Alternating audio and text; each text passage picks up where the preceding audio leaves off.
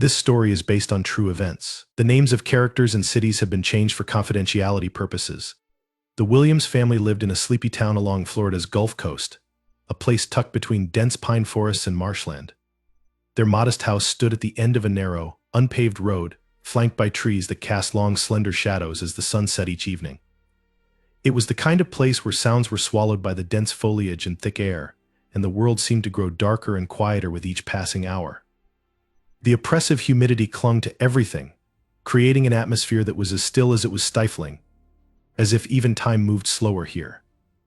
To the outside world, the Williamses were the embodiment of warmth and family strength. They were a tight-knit black family who were well respected in their small community. Mr. Williams worked as a local schoolteacher, known for his calm demeanor and strong moral compass. His wife, a former nurse-turned-homemaker, was equally respected, often seen helping out neighbors and volunteering at local events. Together, they had 3 children: Brandon, a serious 14-year-old who looked up to his father; Lila, a curious 11-year-old with a penchant for collecting shells and stones from the nearby coast; and Calvin, a quiet and imaginative 7-year-old who adored his siblings with the innocent, unguarded affection only a child could show. Their family, however, would change in ways they could never imagine when they opened their home to a 13-year-old girl named Ruby. Ruby had come from out of state, her background cloaked in the vague language of caseworkers and reports, filled with words like troubled and adjustment period. They'd been told that Ruby's past was difficult, a tale of unstable foster homes and disrupted placements. But the Williamses believed, with all the sincerity of people who saw good in others, that love and stability could heal even the most wounded heart. And so they prepared a room, painted its walls a soft lavender, and waited for the arrival of the daughter they hoped to make part of their family. Ruby arrived on a hot, overcast afternoon. The sky was thick with heavy clouds that hung low over the town, casting a gray pallor over everything. When she first stepped out of the social worker's car, Ruby seemed small and frail, her skin pale against the thick, dark hair that fell in unkempt waves over her face. Her expression was blank, her dark eyes sunken and hollow, as though something essential inside her had been leached away. She was silent, her gaze fixed on the house in front of her, her posture unnaturally stiff, as though she were bracing herself against an invisible force. There was a strange intensity about her, something that seemed both fragile and unsettling. Her presence felt like a ripple in still water, subtle but inescapable, disturbing the peaceful atmosphere that the Williams family had created. The family welcomed her, each in their own way. Mr. Williams extended a warm hand. Mrs. Williams offered a gentle smile, and the children, curious yet wary, looked at her with a mix of excitement and caution.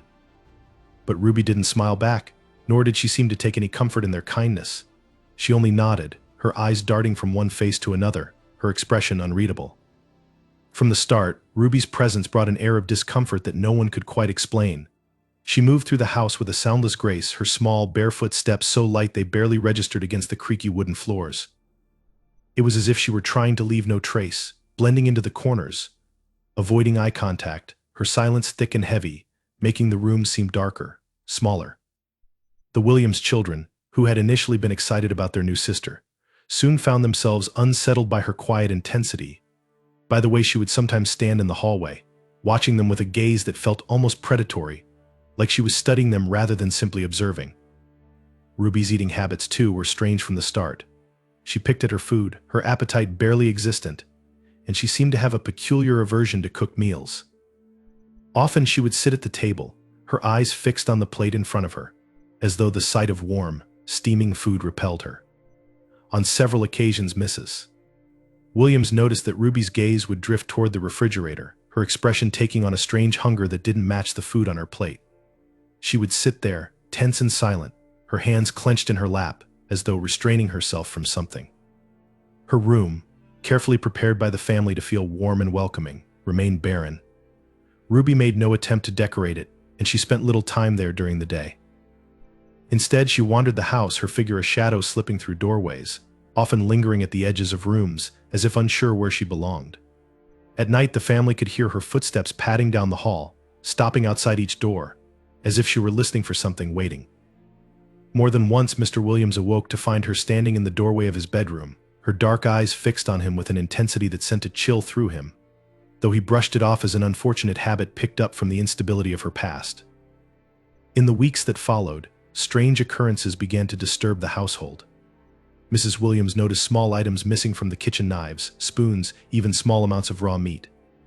She assumed at first that the children were playing a prank or perhaps had simply misplaced things, but the unsettling nature of these disappearances weighed on her mind. Then there was the smell, faint but distinct, of something raw and metallic that occasionally wafted through the house, so brief and fleeting that she almost thought she had imagined it. One night, as she was putting laundry away in Ruby's room, she found a piece of what appeared to be raw meat, wrapped in a napkin and hidden under her bed. It was a small, gristly piece, slightly dried from being exposed to air, and Mrs. Williams felt a nauseating unease creep up her spine as she looked at it. She placed it in the trash, saying nothing, but that night she lay awake, her mind racing with thoughts she couldn't quite push away. The children, too, became more reserved around Ruby, their initial curiosity replaced by an instinctual caution. Lila often avoided her gaze, her expression tense whenever Ruby entered the room, and little Calvin became withdrawn, rarely venturing out of his room, unless he was certain Ruby wasn't nearby. Brandon, ever the serious older brother, took it upon himself to keep an eye on her, watching her movements with a quiet suspicion that seemed to grow with each passing day. He saw things the others missed: the way she would touch objects around the house, running her fingers over surfaces, feeling them as though she were memorizing the house's layout. He noticed how she rarely blinked, her gaze lingering just a little too long on his and his siblings' hands and faces.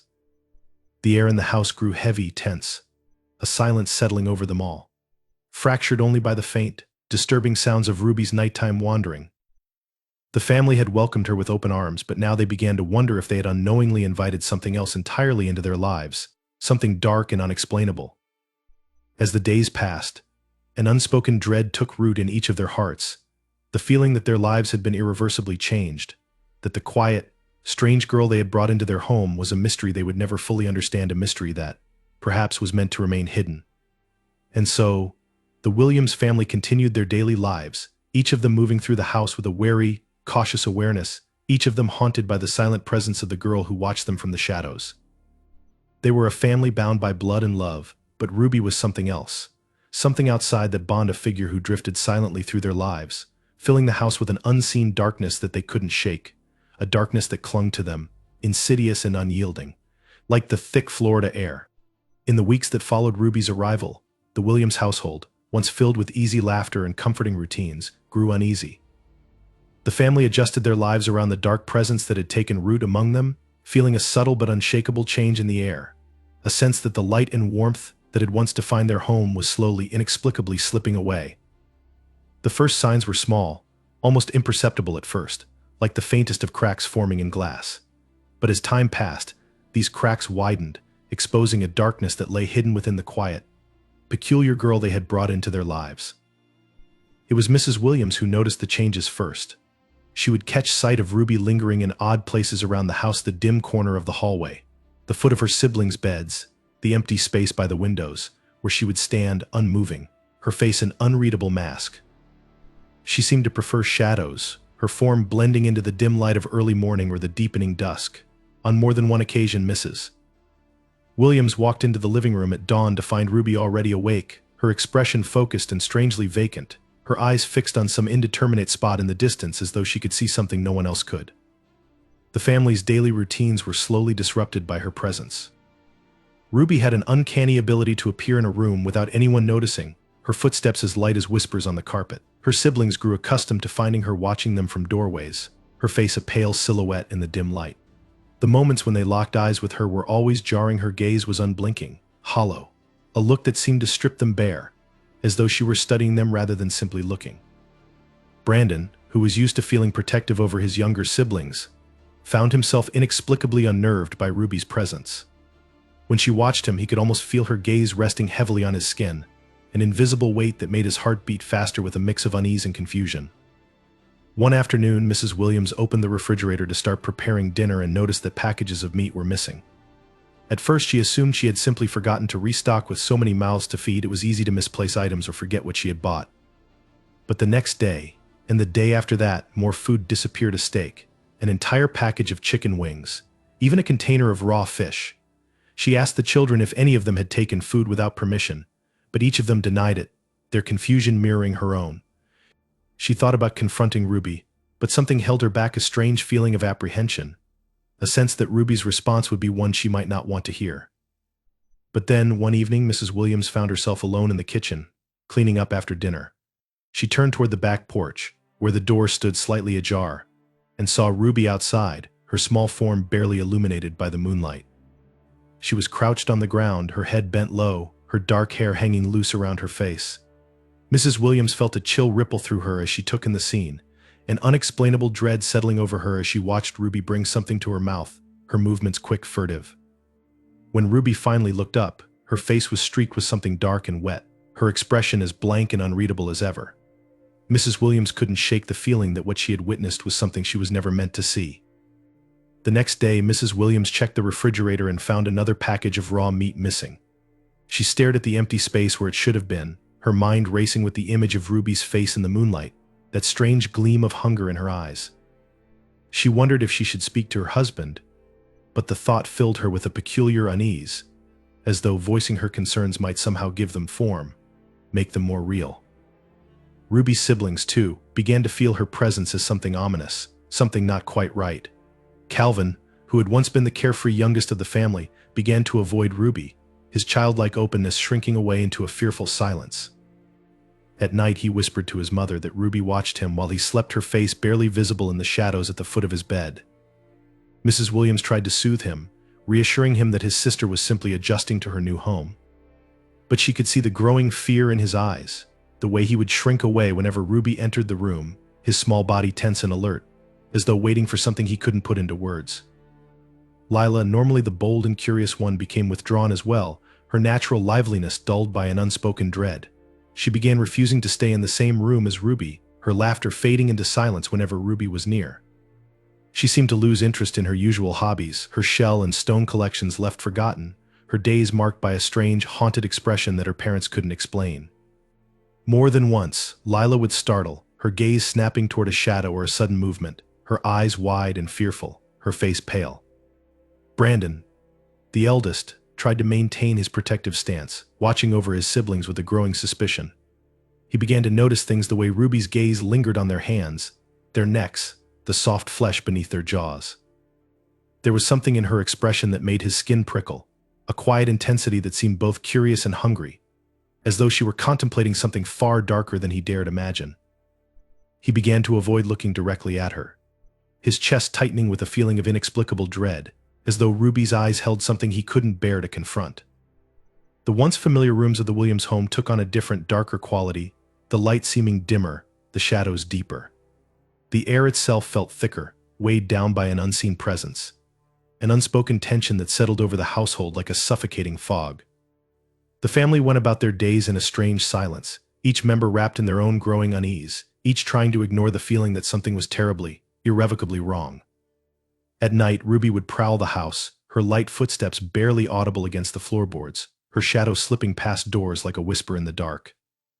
The sound of her movements, faint as they were, kept her siblings awake, their ears straining in the darkness, their bodies tense and alert, each sound sending a shiver of fear down their spines. Even the parents, who told themselves that they were simply dealing with the struggles of a troubled child, began to lie awake, listening, their minds racing with images they couldn't control, fears they couldn't dispel. And then, one morning, Mrs. Williams awoke to find smears of blood on the kitchen counter, faint but unmistakable. She stood there, staring at the dark, rusty stains, her stomach twisting with a dread that made her feel lightheaded. She tried to reason with herself, telling herself that it was simply an accident, perhaps a small cut someone hadn't noticed. But as she looked at those stains, at the thin smears that seemed almost deliberate, she felt a coldness creep over her, filling her with a fear that left her hands shaking. In her heart, Mrs. Williams knew that something dark and terrible was growing within her home, a presence that lurked just beneath the surface, hidden in the silent gaze of the strange girl they had brought into their lives. She wanted to believe that it was all in her mind, that the fear and unease were just byproducts of Ruby's adjustment to her new family. But deep down, she felt the truth pressing in on her, a truth as cold and sharp as the edge of a blade. There was something wrong with Ruby, something that went beyond words, beyond reason. And as the days passed, the Williams family found themselves trapped in a nightmare that none of them could escape, a waking horror woven into the fabric of their lives, a silent, dark shadow that grew and grew, waiting for the moment it would finally reveal itself. The Williams family had thought they knew what troubled meant. They'd imagined a girl with scars, both visible and invisible, a child who would be withdrawn, difficult to reach, maybe even defiant. But Ruby's troubles were something else entirely, something that slithered through the family's home, dark and formless, a quiet, simmering horror that settled into every corner of their lives. As the days wore on, a darkness seemed to grow within Ruby, surfacing in ways that were hard to ignore and even harder to explain. Her oddities, once chalked up to an unusual adjustment period, began to sharpen into something altogether more sinister. Ruby's fascination with raw meat, once limited to glances and a few missing packages, became a compulsion that Mrs. Williams could no longer dismiss. Pieces of raw meat continued to vanish from the fridge: steaks, chicken thighs, whole slabs of pork, and each disappearance was accompanied by the faint, coppery scent of blood in the air, lingering like a dark omen. One evening, as Mrs. Williams was putting away groceries, she turned to find Ruby in the doorway, her gaze fixed on the butcher's cut of ribs lying on the counter. There was a gleam in Ruby's eyes that sent an involuntary shiver down Mrs. Williams's spine, a hungry, unblinking stare that lingered too long, pressing into her with a weight that felt almost physical. Ruby's face was expressionless, her gaze intent, her breathing slow and measured. Mrs. Williams froze, the knife in her hand forgotten, the hair on the back of her neck prickling as she held her breath, half expecting Ruby to reach for the meat. Instead, Ruby simply stared, her dark eyes following each movement as Mrs. Williams placed the ribs in the fridge and closed the door. Only then did Ruby break her gaze, turning and vanishing down the hall like a shadow slipping into the darkness. The family's unease grew with each passing day, an invisible noose tightening around them. Ruby had always had strange eating habits, but now she was refusing to eat anything prepared by Mrs. Williams. Instead, she would sit at the table, her plate untouched, her fingers tapping rhythmically on the edge of the table, as though waiting for something. Her siblings would glance at her, quick, fearful looks that they tried to hide, but it was impossible to ignore her presence, the strange, almost ritualistic way she sat, motionless, her gaze fixed on each family member in turn. It was as if she were studying them, mapping each line, each feature, her gaze filled with an unsettling intensity that made her siblings shift uncomfortably in their seats, their hands creeping up to their necks or their faces, as if to shield themselves from her gaze.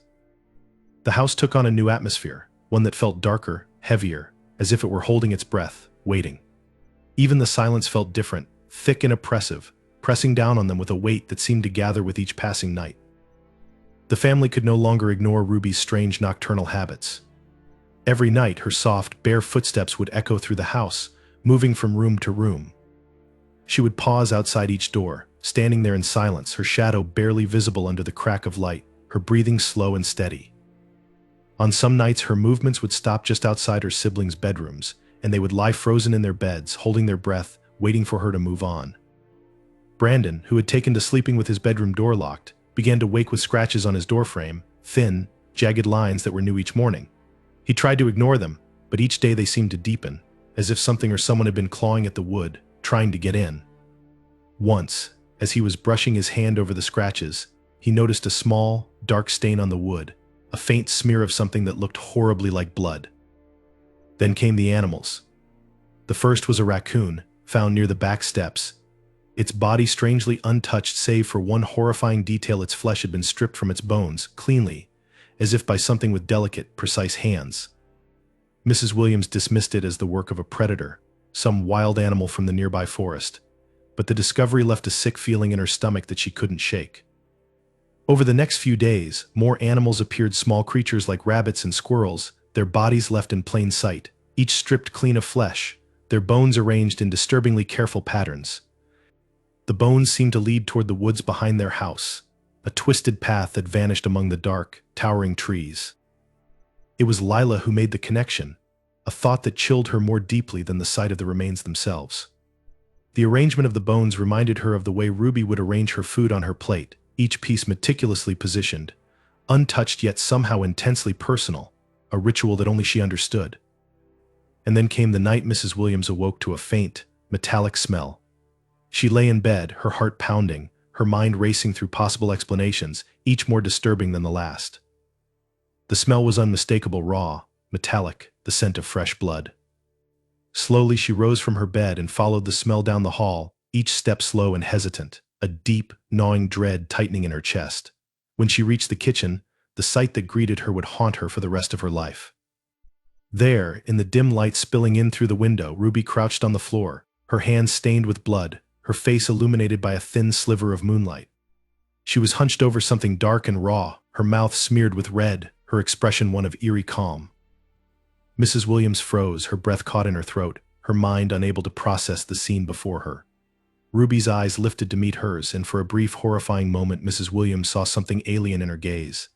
A look that went beyond hunger, beyond need. It was a look of possession, a primal satisfaction that made Mrs. Williams's skin crawl. After that night, the family's fear grew unbearable, settling over them like a suffocating fog. They avoided Ruby, moving quietly through the house, their voices hushed, their movements cautious, as if they were living with something wild, something that could not be tamed. Ruby seemed to grow darker, her presence more oppressive, more consuming. She moved silently through the house, her eyes gleaming in the dim light, her expression unreadable. Her siblings avoided her at all costs, slipping into rooms and closing doors at the faintest sound of her approaching footsteps. Then, one day, Calvin disappeared. It was a quiet morning, the air still and heavy, when Mrs. Williams realized he was missing. She searched the house, her heart pounding, calling his name with increasing desperation. But Calvin was nowhere to be found. The silence was suffocating, the house filled with an unnatural stillness that seemed to press down on her, crushing her with the weight of a fear she could barely comprehend. It was Brandon who found the first clue. Near the edge of the forest, hidden among the trees, he discovered a small piece of fabric, torn and smeared with something dark. His heart sank as he picked it up, recognizing it as part of the shirt Calvin had been wearing. The sight filled him with a horror so intense he could hardly breathe, his mind reeling with images too terrible to contemplate. He dropped the fabric, stumbling back, his heart racing as he stared into the depths of the forest, its shadows dark and impenetrable. When they returned to the house, Brandon noticed Ruby standing in the doorway, watching them with an expression that sent a chill down his spine. Her gaze was cold, detached, her eyes following their every movement with a quiet intensity that felt horribly wrong. And in that moment, Brandon understood something that he could never say out loud, a truth that filled him with a dread so profound it left him paralyzed. Ruby knew exactly where Calvin was, and from the look in her eyes he knew she was daring them to ask. It began like any other morning in the Williams household, with the sun casting a weak, pale light through the clouds, illuminating the dense woods that pressed in on the property from all sides. The air was thick with a heavy stillness, an eerie quiet that settled over the house, muting even the usual sounds of birds and insects from the surrounding forest. It was the kind of morning that felt like a held breath, the world waiting, watching, as if something dark and inescapable was lying just beneath the surface, ready to rise. But when Mrs. Williams knocked on Calvin's door to wake him for breakfast, she was met with silence. At first she thought he was still asleep, his small body curled up under his blanket, lost in dreams. But as she pushed open the door, she felt an icy chill ripple through her. Calvin's bed was empty, the covers thrown back, as if he had slipped out quietly in the early hours of dawn. She glanced around the room, expecting to find him hidden in some corner or playing one of his usual games. But the room was still and empty, untouched, as though he had vanished without a trace. Panic gripped her as she hurried through the house, calling his name, her voice growing louder, more desperate with each unanswered call. Each empty room felt like a new blow, a confirmation of something terrible, something unspeakable. She checked the closets, the bathroom, even the small crawl space under the stairs where he sometimes liked to hide, but he was nowhere. The house had never felt so hollow, so suffocatingly silent, and with each step, her heart pounded harder, her thoughts growing darker, twisting into a terrifying certainty she couldn't shake. The rest of the family joined the search, their voices filling the air, calling out into the thick morning mist that clung to the edges of the forest. They combed through the Las backyard, their footsteps crunching on the damp ground, their eyes scanning every shadow, every tree. But there was no sign of him, no trace of his small footprints, no rustling of leaves, nothing to indicate where he had gone or what might have taken him. It was as though he had simply disappeared, swallowed whole by the darkness that seemed to creep closer with each passing minute. In their search, they found only one thing, a single, torn piece of fabric snagged on a low-hanging branch near the edge of the forest. It was part of Calvin's shirt, a small square of soft, faded fabric marked with tiny dark stains. Mrs. Williams stared at it, her hand shaking as she held it up to the light, her heart plummeting as a horrible realization took hold of her. The stains were unmistakable small smears of something dark, something that looked horribly, unmistakably like blood. The discovery sent a cold wave of dread washing over them, each of them silent, their minds racing with images too horrific to fully grasp.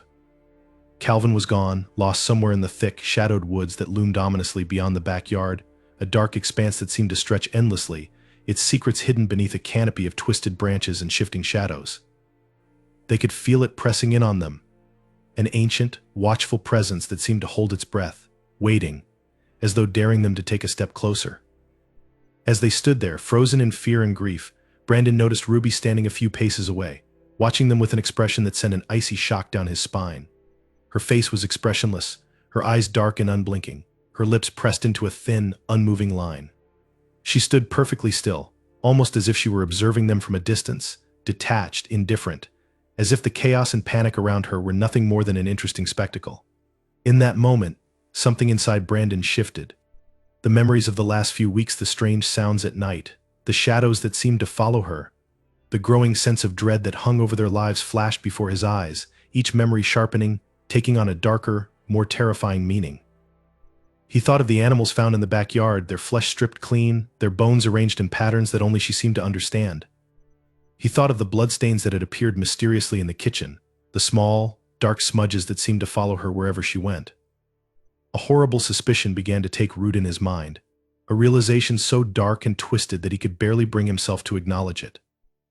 Ruby's presence in their home, her quiet, watchful gaze, the strange, unspoken hunger that seemed to radiate from her, everything he had tried to ignore, everything he had pushed aside in the hope that it was simply his imagination, now felt horribly, irrevocably real. She knew something, she knew exactly where Calvin was, and she was waiting for them to see it. As the morning wore on, the family searched frantically through the house, the yard, and finally into the edge of the woods, calling out Calvin's name in voices hoarse with desperation. But the forest swallowed their calls, each one fading into the thick, oppressive silence that hung between the trees. The longer they searched, the more the forest seemed to close in around them, a vast, impenetrable wall of shadows that seemed to whisper and shift, as though hiding something just beyond their reach. The hours dragged on, each one heavier than the last, their hope fading with every unanswered call, every empty stretch of ground. Mrs. Williams felt the weight of it pressing down on her, her chest tight with fear, her heart pounding with a relentless, agonizing dread. She thought of Calvin, her sweet, gentle boy, his soft voice, his quiet laughter, his small hands slipping into hers on walks through the yard. The thought of him alone, lost somewhere in the cold, unfeeling darkness, was unbearable, a nightmare from which she couldn't wake. As the day stretched into evening, the police arrived, their voices breaking the oppressive silence as they began their own search, their flashlights sweeping through the woods, their radios crackling with updates that only deepened the family's despair. They found no footprints, no traces of where he might have gone, only the same, twisted trees and unyielding shadows, the same haunting silence that seemed to hang over everything, thick and impenetrable. Ruby watched from the porch, her face as expressionless as ever, her dark eyes following the search with a calm that was as unsettling as it was unnatural. She didn't cry, didn't call out his name, didn't even seem to flinch as the reality of Calvin's disappearance set in. She simply stood there, her gaze unwavering, her posture relaxed, her presence a stark contrast to the fear and chaos that gripped the rest of the family.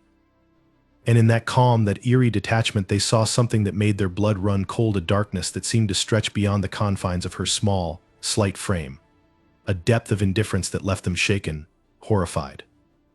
The realization settled over them slowly, a silent, unspoken truth that each of them understood but dared not voice. Calvin was gone, taken by something they couldn't understand, something that defied explanation. And in the quiet, blank expression on Ruby's face, in the calmness that seemed so profoundly wrong, they saw the face of that darkness, the embodiment of the horror that had infiltrated their lives, the quiet, insidious presence that had torn their family apart. And as the sun dipped below the horizon, casting long shadows across the house, they felt a new fear, deeper than anything they had felt before. Calvin was gone, lost to them forever.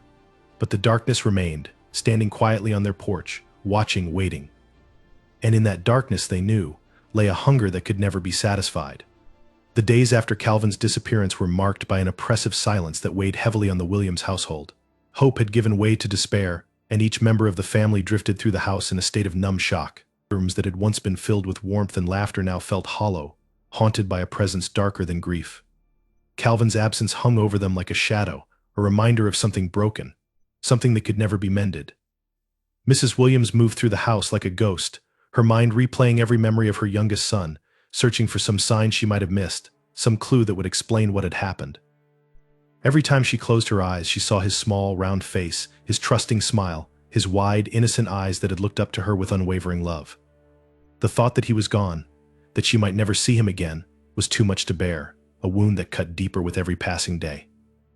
One evening, after another fruitless search in the woods, Mrs. Williams felt a strange urge to go to Ruby's room. It was a feeling she couldn't quite explain, a nagging pull that had been growing in her mind, whispering to her in moments of silence, urging her to confront the darkness she had been trying to ignore. She moved quietly down the hallway, her footsteps soft against the floor, her heart pounding with a sense of dread that she couldn't shake. Reaching Ruby's door, she hesitated, her hand trembling as she gripped the doorknob, a chill settling over her as she prepared herself for what she might find.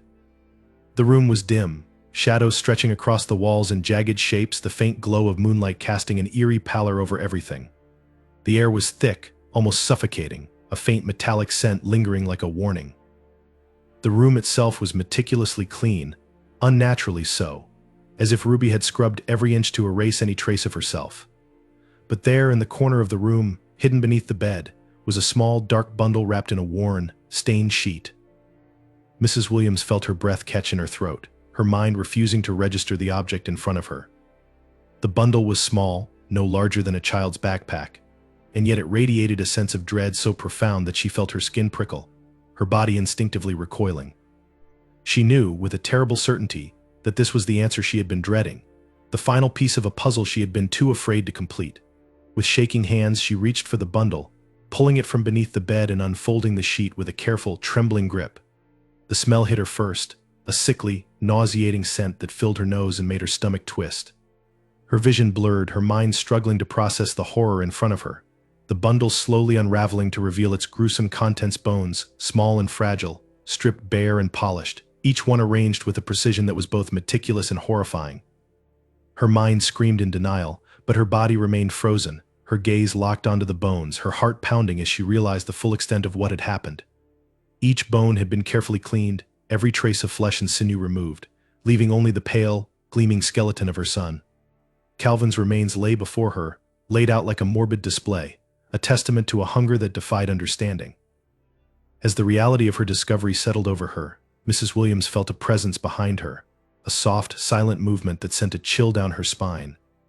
Turning slowly, she saw Ruby standing in the doorway, her expression calm, her dark eyes glinting with a strange, eerie satisfaction. There was no guilt, no fear in her gaze, only a quiet, unsettling pleasure, a look that spoke of a secret finally revealed, a truth that could no longer be hidden. In that moment, Mrs. Williams understood everything. Ruby's strange behaviors, her fascination with raw meat, the missing packages, the animals that had appeared in the backyard, stripped of flesh and arranged in patterns. It had all been leading to this, a dark compulsion that had grown and evolved, twisting into something monstrous, something that defied the very nature of humanity. Ruby's expression held no remorse, no trace of the innocent child the family had tried to love. Instead, there was something ancient in her eyes, a darkness that seemed to stretch back into some primal place, a hunger that went beyond mere appetite. Her lips curled into the faintest of smiles, a chilling, knowing smile that left no room for doubt. She had done this, and she had done it willingly, a twisted ritual that had brought her a satisfaction no one else could understand.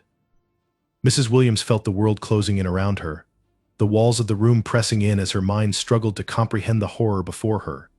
She felt trapped, suffocated by the reality of what her family had brought into their lives. The girl they had taken in, the girl they had tried to love and protect, had been something else entirely, a creature of darkness wrapped in the guise of a child, hiding a hunger that could never be sated. In that endless moment, Mrs. Williams saw flashes of Ruby's time in their home, the quiet, watchful stares, the strange sounds in the night, the way her gaze would linger on her siblings, studying them with a look that now seemed disturbingly predatory. She understood finally that Ruby had been waiting, that each of these moments had been a prelude, a calculated progression toward this dark revelation. Ruby stepped forward, her gaze never wavering, her eyes locked onto Mrs. Williams's with a look of chilling clarity. She seemed to radiate a quiet power, a confidence that bordered on terrifying, her small frame casting a shadow that seemed to fill the room, swallowing the light, the air, the hope that Mrs. Williams had clung to. In that darkness, she saw the face of true horror, a darkness that went beyond words, beyond reason, a hunger that would consume everything it touched. Mrs. Williams felt her legs weaken, her body trembling as she backed away, her gaze flickering between the remains of her son and the girl who stood before her. She wanted to scream, to run, to escape the nightmare that had engulfed her life, but she felt paralyzed, her mind trapped in a loop of horror, unable to process the truth that lay before her. And Ruby's smile widened, just slightly, a subtle shift that conveyed a message as clear as any word. She was not done. This was only the beginning, a taste of the darkness she carried within her, a hunger that would continue to grow, to spread, consuming everything in its path.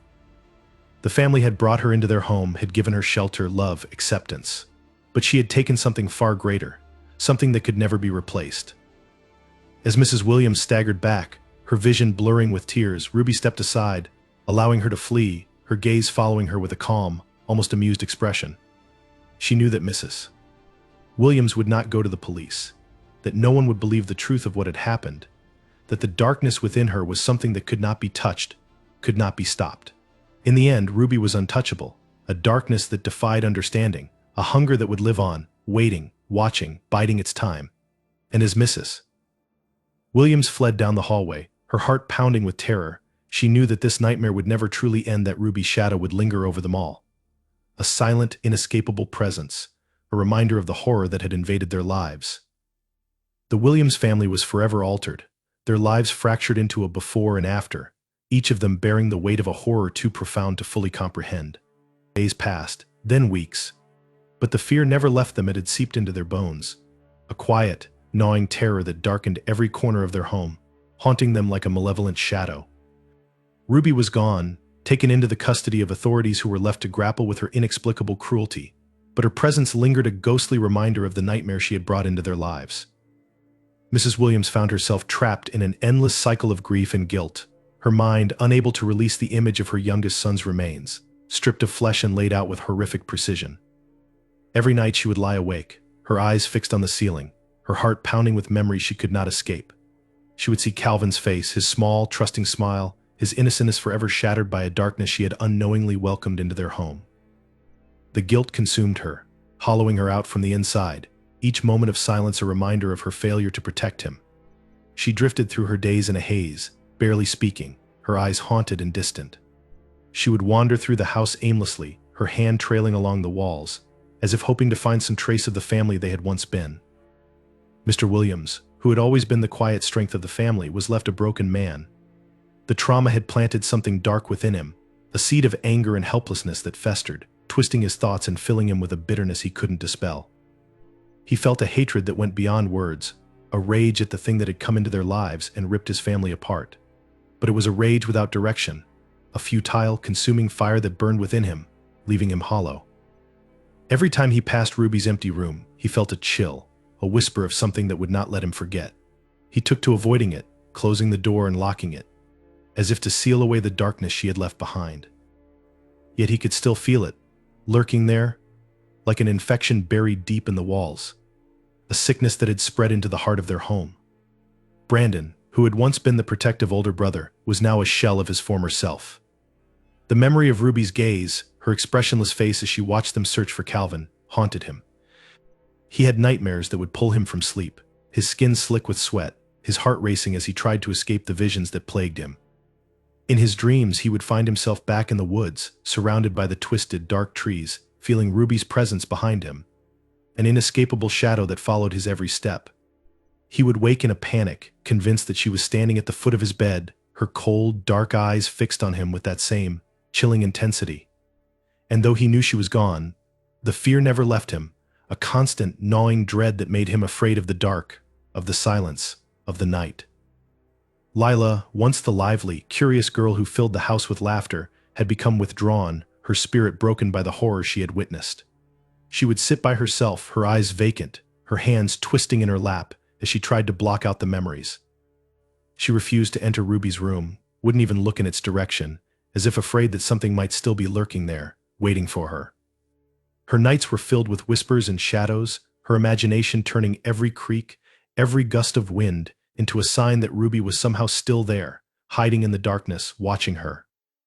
She no longer played with her toys or collected shells. The innocence she had once embodied was gone, leaving her a pale, frightened version of the girl she had been. The house itself seemed to change, as if absorbing the darkness Ruby had brought into their lives. The rooms felt colder, the walls seeming to close in around them, trapping them in a constant state of dread. Shadows lingered in every corner, stretching across the floors in jagged, unnatural shapes. The air felt heavy, thick with an unshakable sense of dread, as if the house itself had become haunted by the memory of what had happened within its walls. Every creak of the floorboards, every whisper of wind against the windows, felt like a reminder of Ruby's presence, a dark echo of the nightmare they had survived. The family began to speak less, their conversations reduced to murmurs, their voices hushed as if afraid to disturb the silence that now dominated their home. Meals were taken in near silence, each of them too lost in their own thoughts, their own fears, to break the quiet. They avoided each other's eyes, each too aware of the pain and fear in the other's gazes, a silent acknowledgement of the shared trauma they could not escape. Their home, once a sanctuary of warmth and love, had become a place of silent suffering, a prison of their own memories, each room a reminder of the horror they had lived through. Neighbors began to notice the change in the family, the way they moved through their days with a haunted look, their faces drawn and pale, their movements slow and mechanical. The Williamses became objects of pity, whispers following them wherever they went, rumors spreading through the community, each story darker and more twisted than the last. Some said the family had been cursed, that their home was haunted by a spirit that had driven them mad. Others speculated that Ruby had been possessed, an evil spirit in the form of a child, a force of darkness that had used the family as vessels for its malevolent will. But the Williams family offered no explanations, no denials. They withdrew from the world, retreating into the shadows of their home, their lives now defined by the trauma they carried with them, the invisible scars left by Ruby's presence. The memory of her would follow them forever, a dark shadow that clung to them, staining every moment with a reminder of the horror they had survived. Each of them knew, in their own way, that they would never be free, that the darkness Ruby had brought into their lives was now a part of them, a wound that would never heal. As the days turned to weeks, they began to wonder if the house itself held some malevolent power, if Ruby's presence had left a mark that could never be erased. The once familiar rooms felt foreign, their home transformed into a place of shadows and silence, a hollow echo of what it had once been. They moved through the house with caution, avoiding the rooms where they felt her presence the most, where the memories were strongest. And though they tried to move on, to reclaim some semblance of normalcy, they knew that the life they had once known was gone, lost to the darkness Ruby had left behind. In the end, each of them carried their own piece of that darkness, a secret burden that would haunt them for the rest of their lives. The family had survived Ruby, but they had been forever changed, their souls scarred by a horror that defied understanding. And as they moved through their days, haunted by memories they could never escape, they came to understand a terrible truth, that some nightmares are not meant to end, that some darknesses are not meant to be dispelled.